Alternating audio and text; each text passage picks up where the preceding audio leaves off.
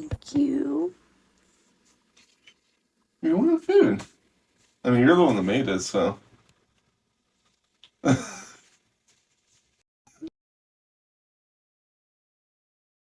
To be fair, I still don't fully understand how we can do something and then completely forget about it. Especially something like make lunch, because it's not just something you do in like 2 seconds, you know, while you're doing something else or while you're just like in your thoughts somewhere else, that you manage to just do it so quickly, but we still forget it. How? Just how? And honestly, this feeling is just a little bit too real. But the problem is, it's not that reliable either. I mean, if you're feeling like the whole world is ending and everything is just falling apart, it's not necessarily just because you're hungry, and in that moment you're not even gonna remember that it might probably just be because you're hungry. Maybe you're just really overstimulated, maybe you're just really tired. There's just too many reasons to pinpoint it. But I feel like we've all had these moments. Hello baby queers and welcome back to my channel. Today we're doing some neurodivergent TikToks again because why the hell not? You know, that's the only reason for doing anything really. But you know the deal, before we continue, y'all gotta get hydrated. So grab some water, or some tea, or whatever else you like to drink, and then we'll continue. Are you hydrated? Good. Let's go. On today's episode of I'm neurodivergent and didn't realize these things pissed other people off, here are some things that I do that I didn't realize other people cared about / actually get mad about. Let's go. 1. Having my phone on Do Not Disturb. This is not a personal attack. This is not because I think I'm too busy, Mr. Busy Prime Minister. It's because I have ADHD, and if I see 1,000 like notifications and things popping up at all times, I will either get viciously distracted or I will get so overstimulated and like angry that like things are popping up when I'm trying to focus that it just like derails my entire day. So feel free to hit like notify anyway, that's totally fine. But people apparently get really like upset if you have Do Not Disturb on all the time, but sorry about it. Number 2, not sharing my location. There's a few exceptions for this. I'll do this if we're like at the club or like at the Renaissance Fair or somewhere where you like actually need to find me. Or if I'm like on a trip in an Uber, like there's certain instances where I'll do that, but I don't leave it on all the time because you don't need to know that. Plus, I know a lot of people that will be lurking on people's locations. Like, I know you're friends, but like, you don't need to know where I'm at. But if that's your thing, then like, slay. Also, not liking every post or story. I am on here a lot, but I don't go through all of my friends' like profiles and things. I don't like every single picture. I don't like every single story because like it doesn't matter. It's like a fake thing that we made up for fun and for dopamine. But some people get really peeved. They're like, you didn't even like my Instagram story. You didn't even watch it. You didn't even see my post. Like, girl, I would be happy to support you, but I also have like a lot going on and I'm not just like looking at Instagram all the time. So I'm so sorry. I'm so sorry that you took that personally. It's not personal. My bad. And last but definitely not least, for my neurodivergent spicy friends, lack of eye contact. When I am talking, I will be looking around the room the entire time. I won't look at you. When you're talking, I have trained myself to look at you while you are talking, but people get really peeved about it. And even on shows like Love Island, they'll be like, oh, I love your eye contact. And I'm like, what if I have a mental disorder and I can't just like look at you all the time? And that's weird because me fully listening looks like this. So I'm sorry, but I'm not sorry. And if you get mad about any of these things, that's totally your right. But just know that like we're not doing it on purpose, and this may also be because of other factors. So like, hope you enjoyed, and if you relate, then like drop your medication in the comments. Just kidding, don't do that. You don't have to do that.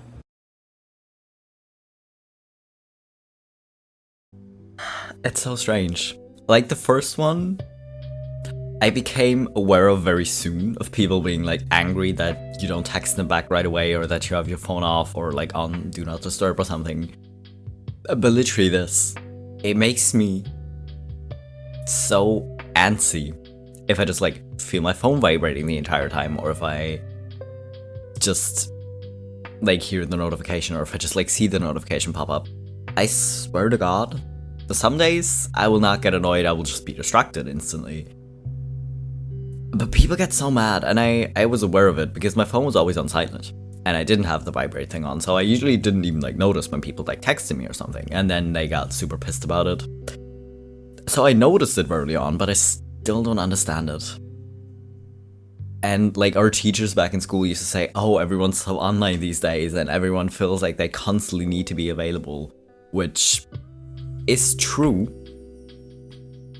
But that doesn't mean you actually have to like check your phone every 5 seconds and reply instantly or even look at like other people's posts all the time. Like sure, if you see them and you like it, they're gonna be happy about it. But just because you're friends doesn't mean we have time constantly. Like we don't have an unlimited amount of time. We can't just look through all our friends' posts all the time and like everything to make sure they don't get hurt about it. Like we all have lives, we all get busy. And I don't understand actually being that mad about it, to be honest. Oh, hey, how are you doing? That's pretty much my entire opinion on everything, you know?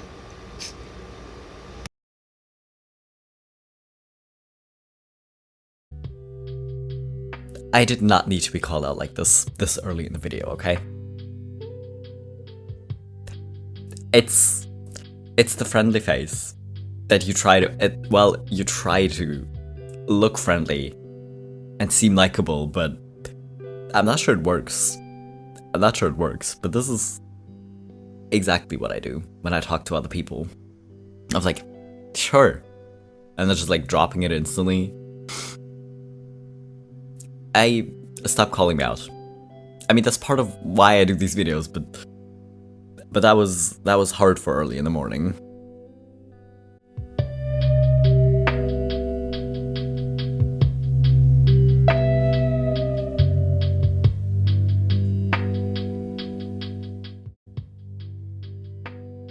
I love the neurotypicals who just like read 2 sentences about what autistic people are like. And they just think they know everything and go around. But like I know that's kind of a human thing to do, to just assume you know more than you actually do. And in a way you kind of know more than you actually do, but about a lot of things it kind of leads to these situations of people being so sure they know what autism looks like that they know that you can't be autistic. Like it's strange. It's really strange. And then sometimes they'll be like, no, that makes sense. And I'm not sure if that's better,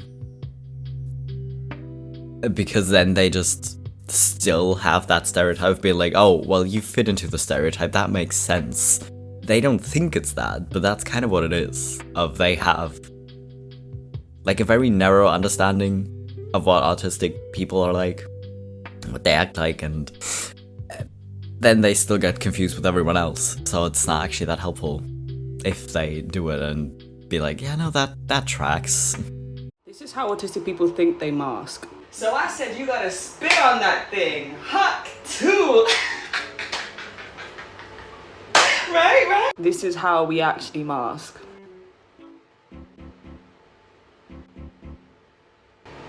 Oh, right, yeah, no.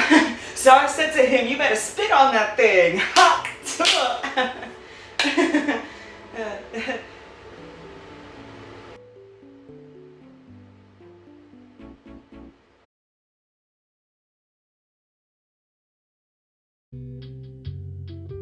Listen, it maybe doesn't look exactly like this, but I feel like it seems to be very similar for a lot of people, of just either actually zoning out or just looking like you zone out because you just got overwhelmed because everyone's talking. And then just kind of zoning back in, making a comment and hoping people will like think it's funny or something, realizing that it was funnier in your head than like no one else thought it was that funny, and then just disassociating again because you're just like, no, actually, we're just gonna leave. I think that's very accurate to what it looks like a lot of time for me.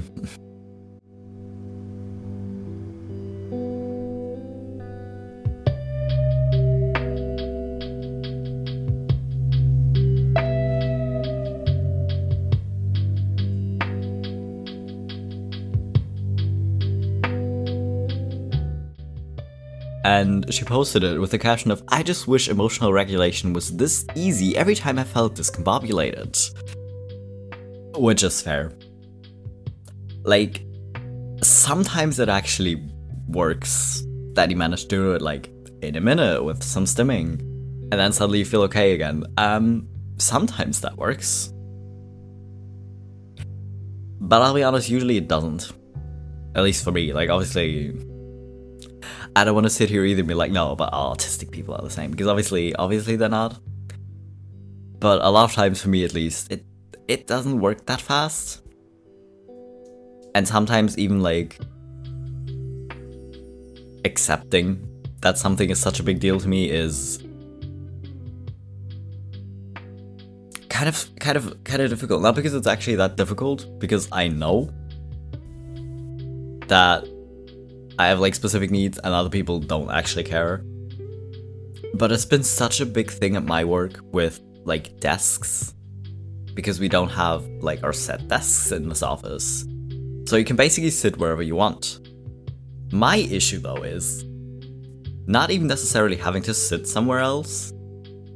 It's that I know my place is clean, and I know where everything is, and my chair is in the right position. But everywhere else it isn't, and then it's just uncomfortable, and then you spend like 50 minutes cleaning before you can like even start working, and it's kind of a whole thing. Will you lay on top of me? What? I just need to feel tethered to this plane of existence. Whatever happened to asking for a hug? And feel uneven pressure from your weird spindly noodle arms? No, you haven't reached that level of intimacy. Oh, I'm sorry, you're right. I just have to start with putting my entire body on top of yours. Platonically? If somebody put their hand on your shoulder right now, I think you would cry. That's different. That would be oddly specific and unmotivated. So it only works if it's your entire body, like cuddling? Well, only if it's awake cuddling. I can't fall asleep like that. I could fall asleep if just our feet were touching. How is that more comfortable? Because then I have the freedom to adjust myself. I cannot get fully comfortable if I'm worried about waking up someone else. Do you move around that much? Yes. Tell me where I can put my arms that doesn't hurt. Fine. But how is the feet thing better? Light pressure. I thought this was all about needing deep pressure. Light pressure can be good, unless it's for scratches, in which case I'll kick you. I'm thinking maybe I won't touch you at all. No! Physical touch is my love language. You have too many contradictions. Again, I did not need to be called out like this.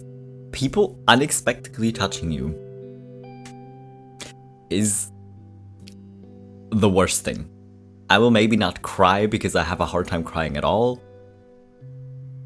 but it's just the worst. Like when someone bumps into you or just like randomly touches your arm or your chest or your leg or whatever, it's weird. It's not like weird, and depending on the culture, because Germans don't actually do that much. So at first I was all like, oh no, I'm just not used to it because Germans aren't that touchy. Not realizing that when like my father does it or something, or gives me a hug when I don't want to, is just as bad. Well, anyways, I used to think that, oh, I'm just not used to it. Well, actually, feeling like I need to scratch my arm off if someone bumped into me and then having to scratch the other side as well to feel even is not something most people do. And yes, honestly, I get that sometimes it can be like difficult to understand from the outside, like which touch is okay and which isn't. But yeah, I feel like having that conversation might be worth it to not make the person you're with, or like friends with, like it doesn't even have to be a partner, kind of just to make sure you're not constantly overstimulating them might be a good idea. Every lame characteristic makes you come off as autistic.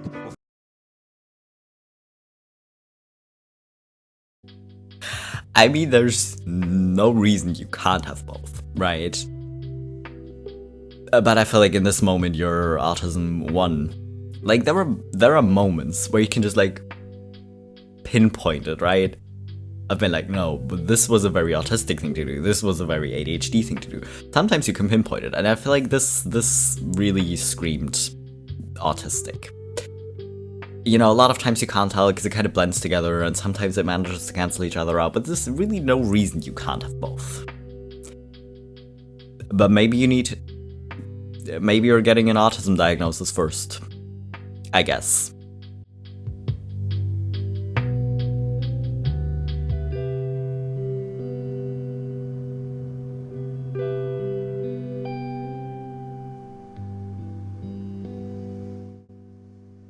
Well, that's the thing. It's not something you grow out of. Just like you don't grow out of, like, other disabilities. If you've lost function in your legs, you're gonna need to keep using a wheelchair, you know? Like, it's not just gonna magically go away. Same goes for your brain. That's just the way your brain is. And the unfortunate truth is, yeah, it will probably always end up disabling you in some way. Which isn't great, but I'm telling you, knowing you're autistic, for example, and managing to find ways to accommodate yourself will still make your mental health better. You know, you're not gonna be super mentally healthy all of a sudden just because you realize you're autistic. You're not gonna be not disabled anymore. You're not gonna suddenly be like a neurotypical person. But still, like, it still gets better. Your life will still get easier even if it doesn't magically fix everything, obviously, I guess.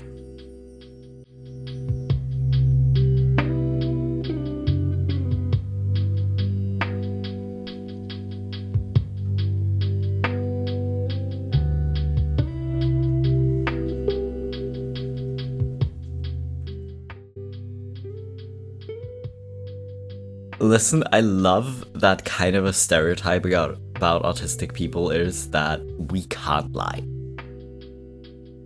But we can, and we do it constantly, not even because we want to, necessarily, but because if we are too honest with some or a lot of neurotypical people, we'll just get super weird looks, and we'll be ostracized more. So I think a lot of us pick up lying quite well with our masking, you know? And I'm not here to judge it in any way because I do the same thing, and sometimes I feel like I shouldn't. But then I know that I'm just doing it to protect myself, and then I realize how much neurotypical people lie, and then I suddenly feel okay again, right? Because that I feel like compared to neurotypicals, we maybe don't lie that much. You know? But doing it to protect yourself seems very fair, actually. So I am 36 and I got diagnosed with ADHD and attentive a year and a half ago by accident. And so obviously I've gone the majority of my life undiagnosed. And I have a lot of childhood memories that I have completely blacked out.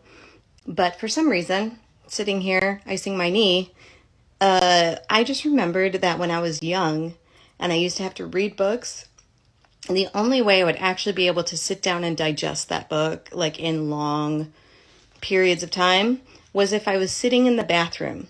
I didn't even have to go to the bathroom. I just would put the toilet seat down and I would sit on top of the toilet seat and read. And that was the only time I could read for an extended period of time. And do you know why? Because I was not distracted in the bathroom. I was distracted everywhere else. And I love reading now, but I still get distracted all the time. How did we not know? Is that such a universal thing that we all read on the toilet as a child? Like, I didn't go to the bathroom just to read, to be honest, because honestly I grew up with 3 other siblings. So kind of blocking a bathroom for like an extended period of time was not a thing you did, really, but every time I had to go to the bathroom, I took a book and stayed there way longer because, well, I could just read. No one was expecting anything of me. No one was interrupting me because, well, I was using the bathroom, and if I was in there, I'm sure I had to be in there, right? So it was kind of okay. But it really just makes sense. Because unless someone has to like really urgently go to the bathroom and there's no other bathroom, they're not going to disturb you. So it kind of makes sense, actually.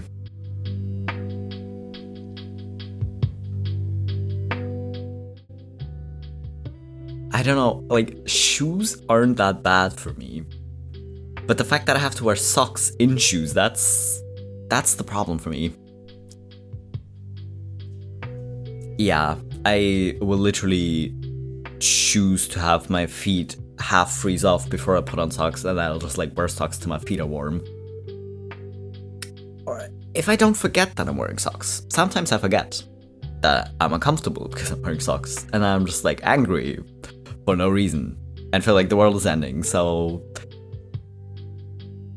that's kind of what I meant earlier. Like, maybe if you feel like everything is shitty and the world is ending, maybe you're just hungry, but maybe you're just having sensory issues again. But honestly, like the old version, like the original Crocs are not that cool. You can still put cute pins in it, but there are like platform Crocs and everything now. So I feel like you can get away with it that people think it's just a fashion statement, you know? Anytime anyone's ever tried to fake claim my Tourette's, it's for showing symptoms of Tourette's. But you tick more when you talk about it. Yeah, that's kind of how it works. It's gotten less and less the older you've gotten, yeah, that's how it works. It's like you only have it sometimes. Sometimes it's really bad and then sometimes it's not there. It fluctuates. It's the nature of the disorder. Surprise, just because I don't tick in my videos doesn't mean I don't have Tourette's anymore. It means I'm medicated and I have editing skills. Like, that's the thing. That's why it's so difficult to diagnose someone else based on videos, where people on social media edit the videos they put on themselves. They're not just like, it's not a live stream. And I think people know the difference, but they still don't think about it. And then it's like, no, but you don't tick anymore, because this person uploaded a couple of videos where they didn't show any ticks because they were just like talking about something else. And the thing is, you can tell when someone has like breaks in their videos where they just like edited and started filming again. But you still don't pick up on it that maybe it is because they ticked and they felt like it would distract people, because then that's the only thing a lot of people will focus on is, oh my god, this person is having like showing a tick. It's strange being any kind of different online. It really is. Sensory issues? You should get a mullet. You should definitely get a mullet, because no matter how I move my head, hair is never in my face. Never. Never. It's the best haircut ever.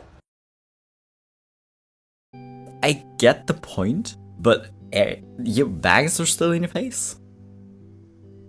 Like, hair on my forehead is so ticklish. Like, this hair, I keep touching my face in this video. I'm very aware of it. But that's because my hair is in my face and tickling. And you have bangs all over your forehead. Isn't that ticklish too? Like, sure, kind of here, and like the rest of your face is worse than forehead, but it's still...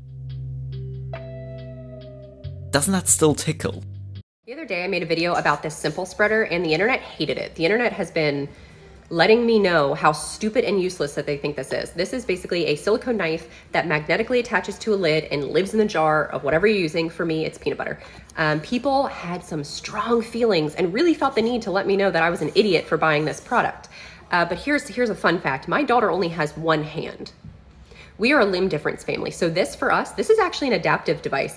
I didn't feel the need to specify that in the original video because that's not what the video was for. It was just to let people know, hey, this exists. I had never seen it before. Look how cool this was. But because people have chosen to be such lovely people about it, let me explain to you how this helps our family. So my daughter has one hand, right? So that means when she's starting to learn how to make her sandwiches, she's 3.5, she's starting to do that now. She has to grip the jar like this, and then she has to be able to open the jar, get a knife, scoop it in, put the jar, blah, blah, blah, blah. This just makes her life easier because this is all she has to do. That's all she has to do. So if I can make her life easier, especially while she is newly learning these skills, I'm going to do that. So this is just a reminder that if you see a product and you think, oh my God, that is so stupid, that is so pointless, who needs that? Not you, but somebody else probably does. That product was designed and created and sold for a reason. So just because you don't see the value in something does not mean that it doesn't have value. Okay, little gentle reminder.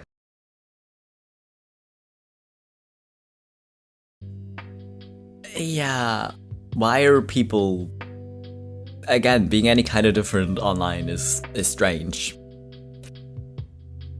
But I literally do not understand how it's so difficult to understand.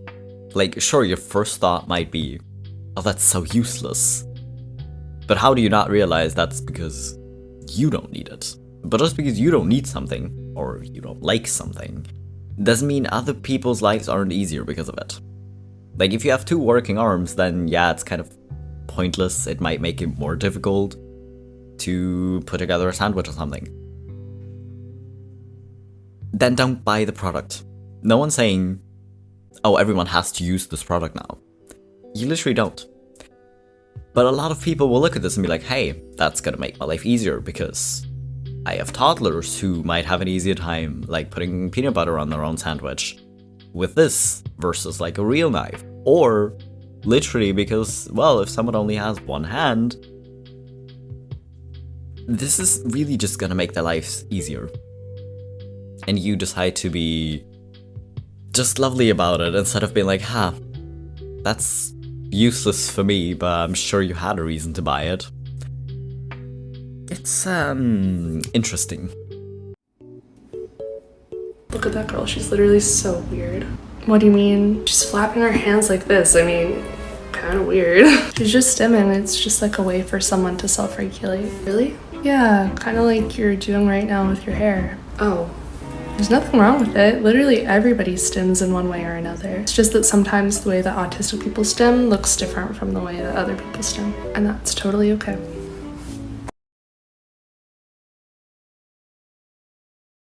Literally this. Again, just because you don't stim in a certain way, or you don't express yourself in a certain way, or you don't use certain products, doesn't mean someone else is weird or wrong for doing it.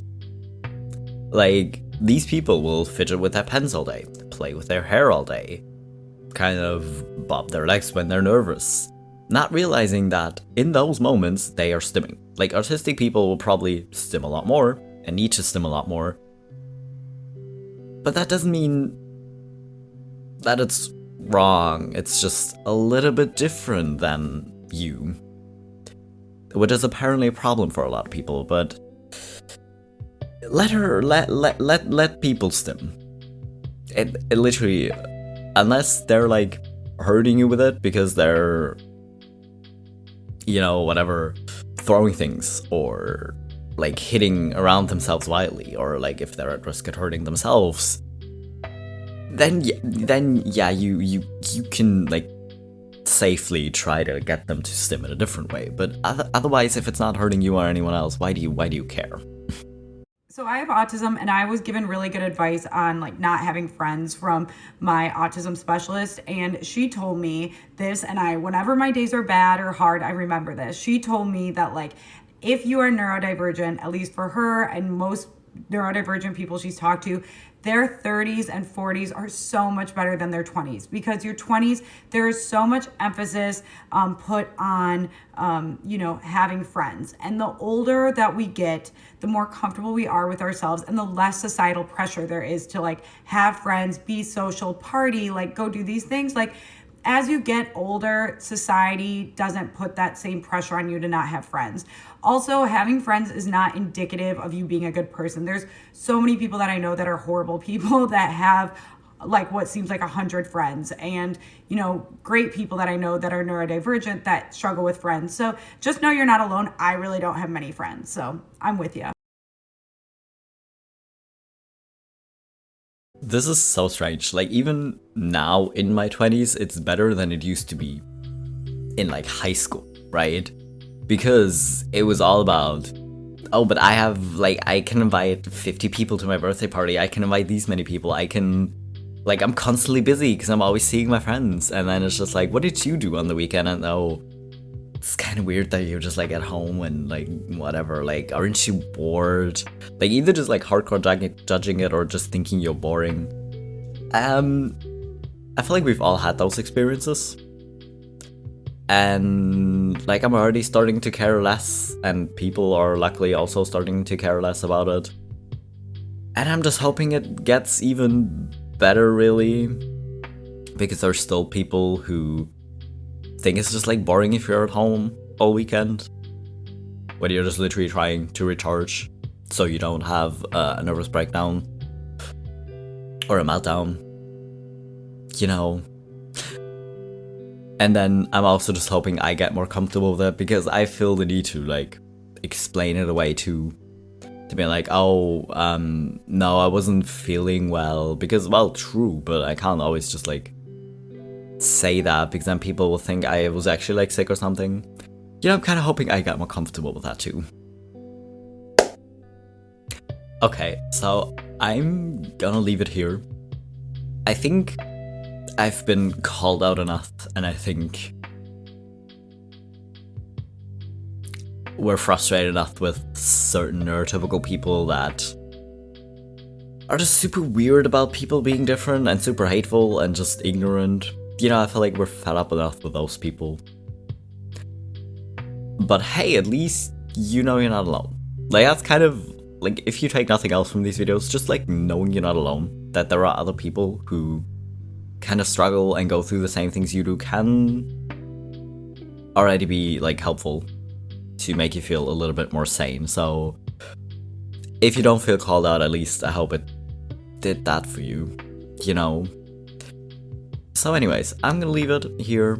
I hope you're hydrated. If not, maybe go drink something now, and I'll be back in a few days with my next video.